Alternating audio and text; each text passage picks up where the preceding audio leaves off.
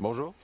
Le final de la saison 3 de The Witcher a conclu l'adaptation de la série pour le temps du mépris et a mis en place le prochain chapitre des histoires de Geralt, Yennefer et Ciri. Voici toutes les explications pour la fin de cette saison et des théories pour la suite, et c'est juste après ça.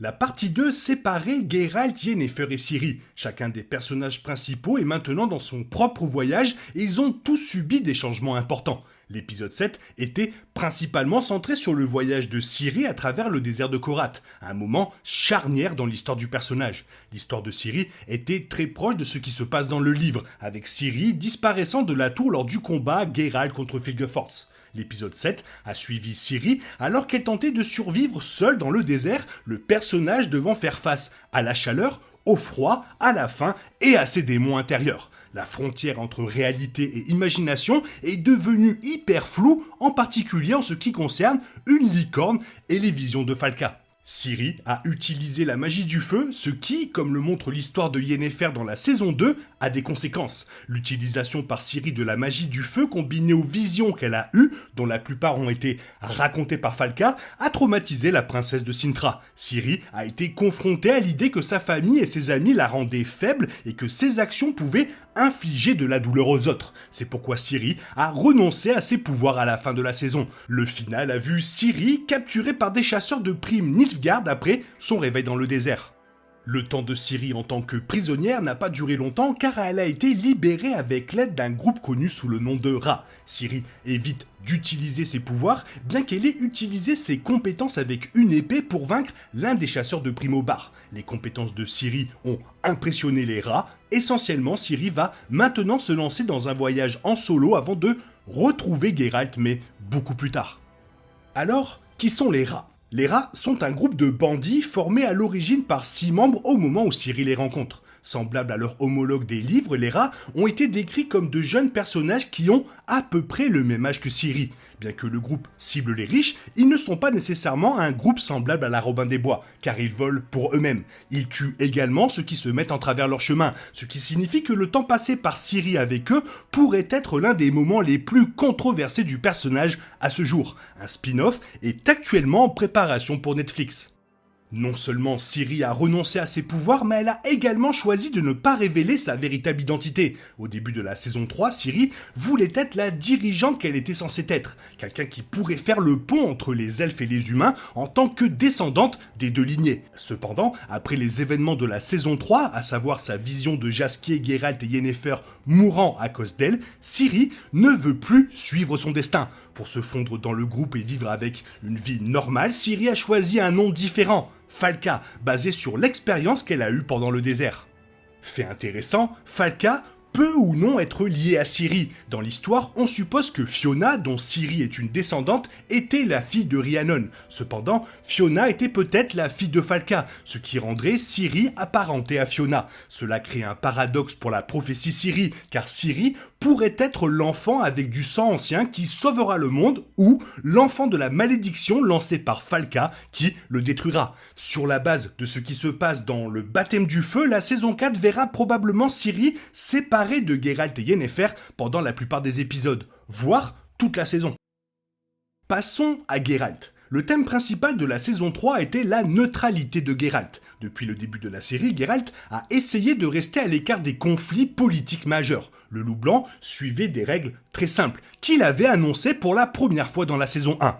Geralt était là pour combattre des monstres et seulement si ces monstres présentaient une menace pour les autres. Cependant, depuis que Geralt a trouvé son enfant du destin, la neutralité du sorceleur a été testée à plusieurs reprises. Cela a été particulièrement vrai pour la saison 3 alors qu'une autre guerre entre le Nord et Nilfgaard approchait. Après le final, il semble que la neutralité de Geralt soit complètement terminée. Comme Yennefer l'a dit dans sa lettre à Geralt, qui a bouclé la boucle de la saison 3, la neutralité est maudite. Bien que cela ait pu sembler être un petit moment pour le dernier épisode d'Henri Cavill, Geralt, revenant affronter les soldats nilfgaardiens uniquement pour aider une famille d'étrangers, illustre sa nouvelle approche du monde. La neutralité de Geralt, qui remonte à la tragédie de Renfri dans la saison 1, n'est plus. C'est pourquoi Geralt a donné la broche de Renfri à la fin. Pendant des années, Geralt a porté la broche en souvenir de la dernière fois qu'il s'est impliqué émotionnellement dans une situation qui s'est terminée par une tragédie. Geralt se voyait dans une position difficile où il devrait soit tuer Renfri, soit laisser mourir des dizaines d'innocents. Les événements qui ont conduit Geralt à devenir un boucher n'ont fait qu'ajouter à la perception de Geralt qui ne devrait jamais trop s'impliquer avec les autres. Cependant, maintenant que Geralt, Yennefer et Ciri forment vraiment une famille, le loup blanc doit changer d'approche. Laisser la broche de Renfri loin est un moment important pour Geralt qui met en place son voyage dans la saison 4.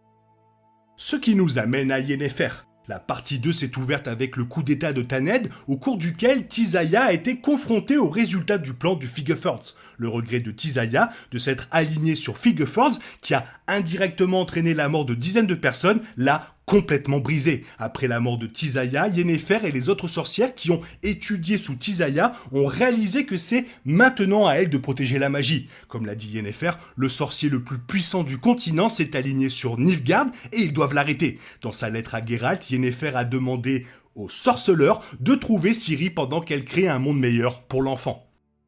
L'histoire de Yennefer dans la saison 3 a considérablement divergé des livres, y compris sa fin. Entre le temps du mépris et le baptême du feu, Yennefer, qui a été gardée après le début du coup d'état, a été présumée morte par beaucoup de gens et n'a appris ce qui était arrivé à Ciri et Geralt que plusieurs jours après la fin de la bataille. De nombreux collègues de Yennefer pensaient également qu'elle travaillait avec Figeffords, ce que la série n'incorpore pas du tout. Pourtant, si la saison 4 suit l'histoire de Yennefer dans les livres, il faudra un certain temps avant qu'elle ne retrouve Geralt. Cela ne se produit pas avant un sacré moment. Passons maintenant à la fausse Ciri. Figeffords a amené Ciri devant Aemrir à la fin de la saison 3, sauf que ce n'était pas du tout Ciri. La fille que Geralt a rencontrée au début de la saison a été amenée à la cour d'Aemrir et va maintenant épouser la Flamme Blanche. Figeffords n'a jamais prévu de livrer la vraie Ciri à Aemrir, bien que le sorcier n'ait pas réussi de toute façon à la récupérer. C'est pourquoi Figeffords menait des expériences pour créer une fausse Ciri. Fait intéressant, Terrine s'est momentanément libérée de la magie de Figeffords avec l'aide de Geralt. On ne sait pas si Terrine pense toujours qu'elle est la vraie Ciri ou pas. Quoi qu'il en soit, la fausse Ciri épousant Aemrir aide Nilfgaard à consolider son pouvoir. Si le continent croit que la Flamme Blanche est maintenant mariée à la princesse de Cintra, l'influence politique de Nilfgaard grandit considérablement avant la guerre avec le reste du Nord. D'un point de vue politique, le mariage d'Aemrir avec cette Ciri signifie autant qu'il aurait s'il impliquait la vraie Ciri. Cependant, Aemrir veut aussi Ciri à cause de ses pouvoirs. C'est pourquoi il a besoin de la vraie. Vraisemblablement, Aemrir a remarqué quelque chose, parce que, il est bizarre. Ce qui nous amène à Dijkstra et Philippa. Vizimir a été tué par un membre de sa cour sur ordre de Philippa. C'est très proche de ce qui s'est passé dans le livre, car Vizimir a été assassiné par un elfe juste après les événements du coup d'état de Tanned.